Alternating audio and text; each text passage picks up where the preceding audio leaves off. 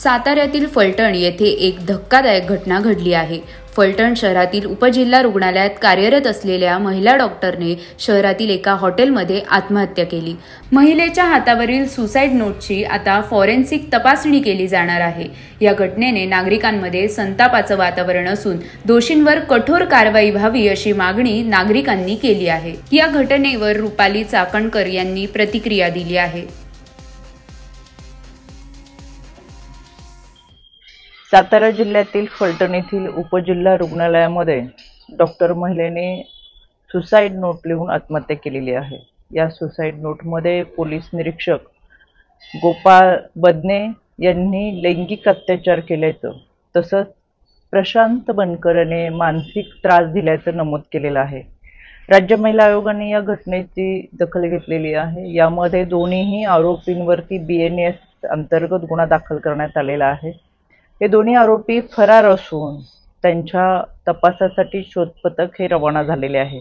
बीड आणि पुणे भागामध्ये यांचा तपास सुरू आहे। त्याचबरोबर संबंधित डॉक्टरांनी यापूर्वी देखील आपल्यावर अशा पद्धतीने लैंगिक अत्याचार किंवा मानसिक त्रास दिला आहे म्हणून काही तक्रार दाखल केलेली आहे का, आणि ही तक्रार दाखल जर केली असेल तर त्यांना मदत का मिळाली नाही याची सुद्धा चौकशी व्हावी असं राज्य महिला आयोगाने पोलीस अधीक्षक सातारा यांना सूचना केलेल्या आहेत। एकंदर या संपूर्ण घटनेचा तपास होत असताना यामध्ये संबंधित डॉक्टरांचे शव हे विच्छेदनासाठी रुग्णालयामध्ये हलवण्यात आलेले आहे। यामध्ये आरोपींवरती कठोर कारवाई व्हावी, यामध्ये कोणीही आरोपी असू दे त्याची गय केली जाणार नाही।